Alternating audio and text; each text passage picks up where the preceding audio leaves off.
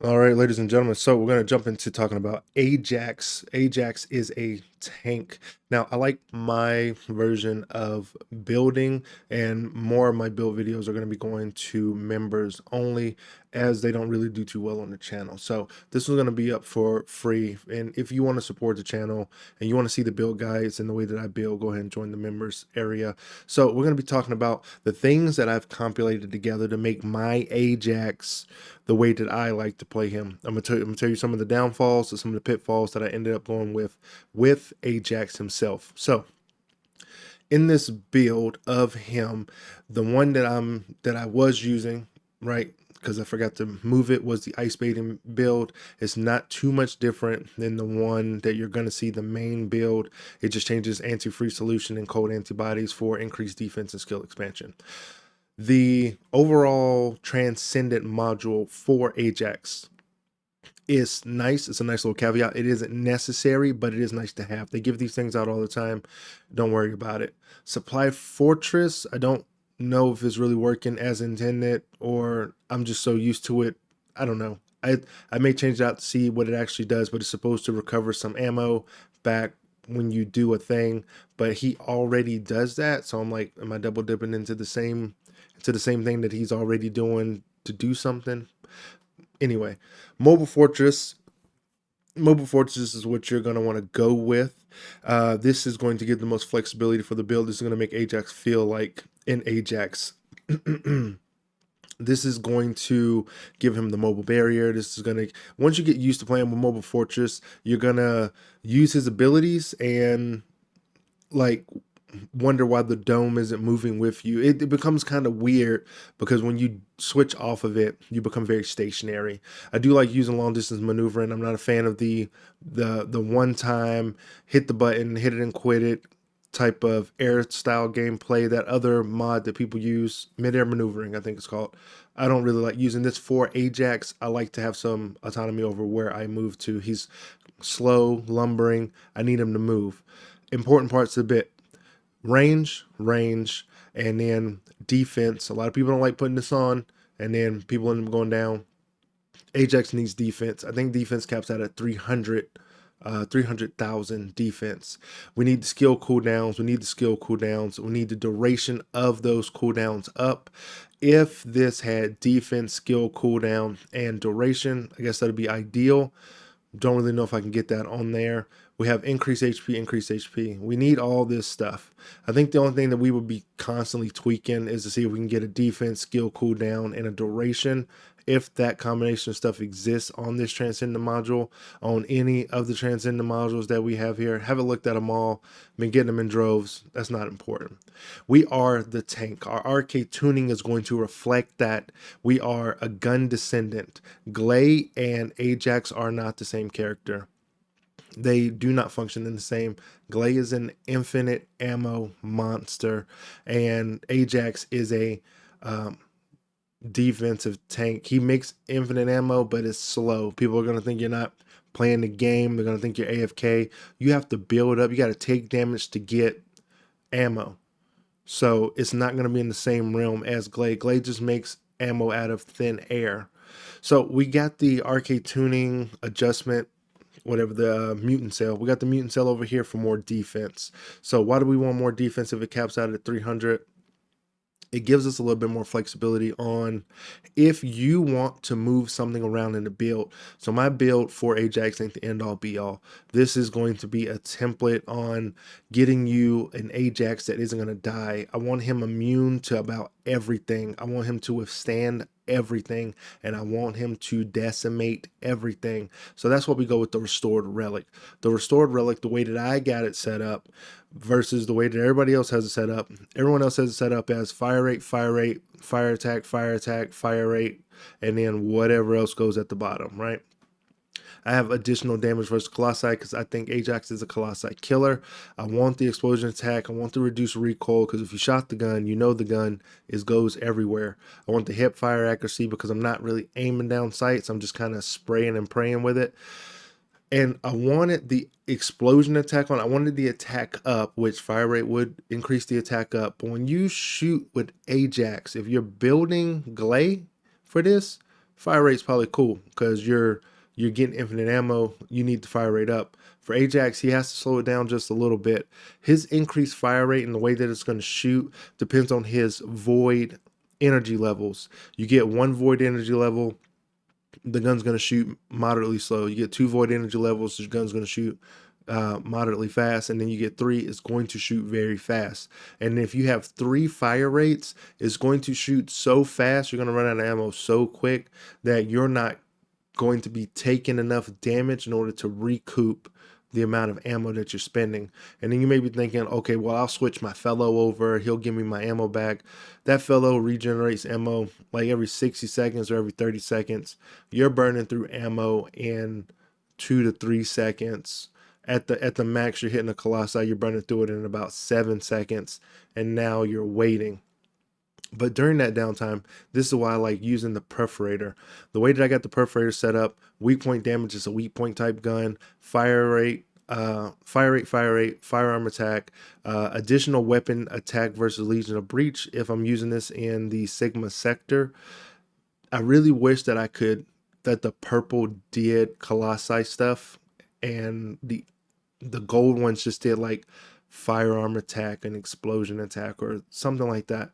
The purple mods really suck. So I also got this set up for recoil because if you shot the gun, you know the gun, it kind of goes everywhere. You're going to need that recoil. That's why when we look into the weapon, I do have fixed shot on. Action and reaction is going to give me more bang for my buck, but it's going to increase that recoil. And that gun, it just goes like, it goes like really, really fast. And you need all the recoil reduction that you can get. And then I want to change this out. I saw this later that this shouldn't be on here, the negative weak point damage. So I will switch this out for a different one. Maybe something else. Just something else besides this one. I didn't know that it had weak point damage before I started recording, but change this out for something that doesn't cause you negative weak point damage. That's all right, because I'm sitting at a negative 8%, and that's not good. That's not what I want.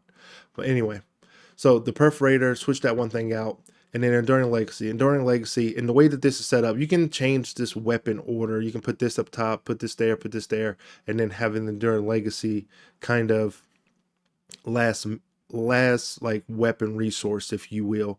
But the way that I do have it set up is mental focus seems to have given me the most amount of damage throughout my testing.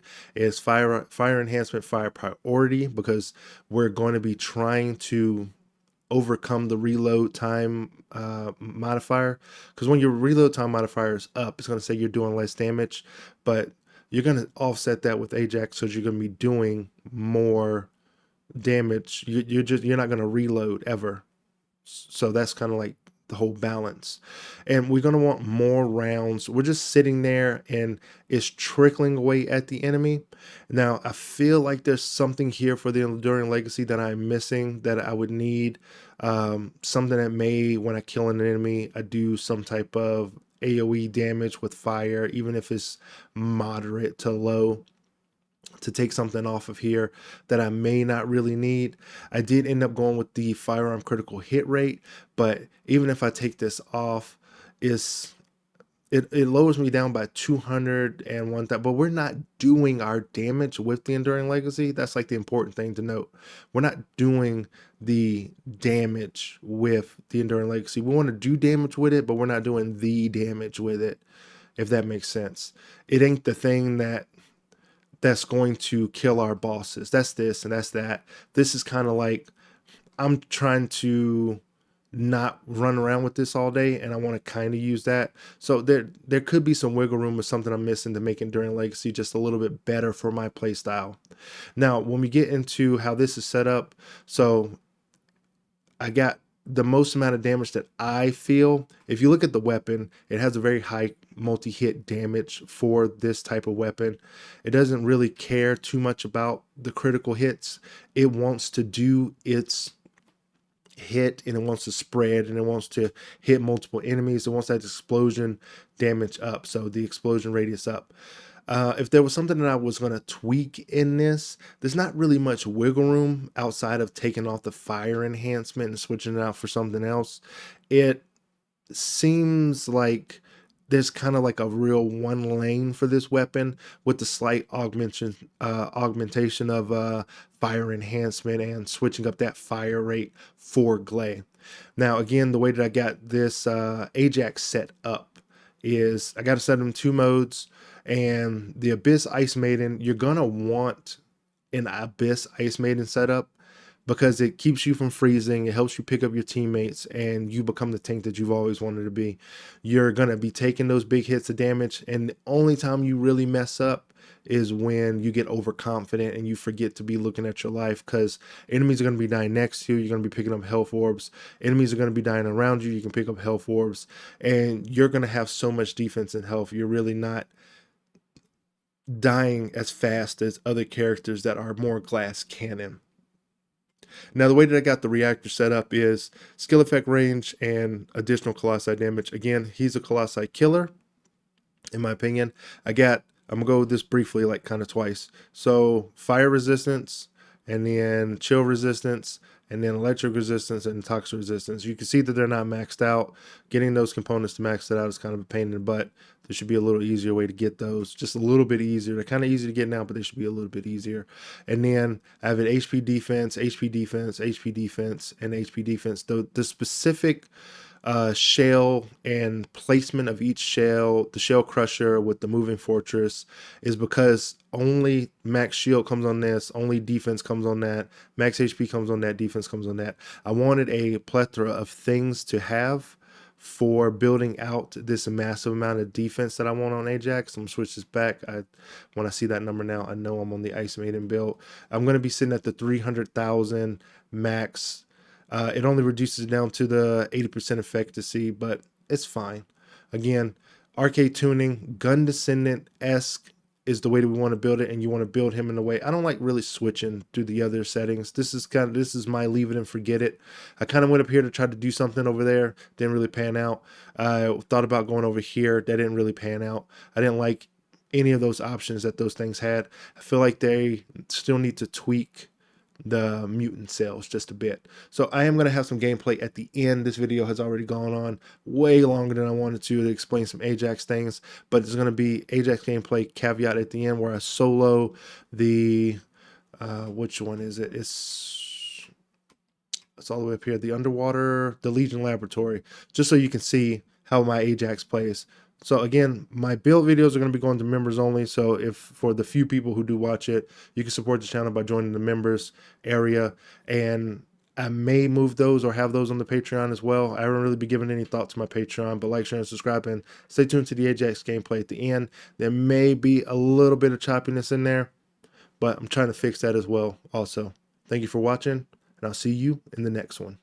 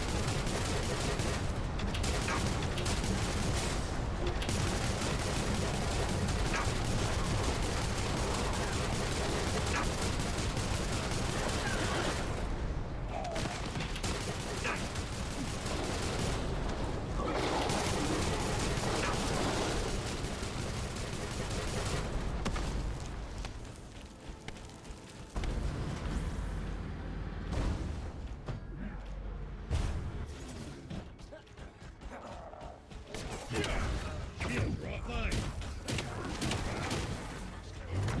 I'll stop them.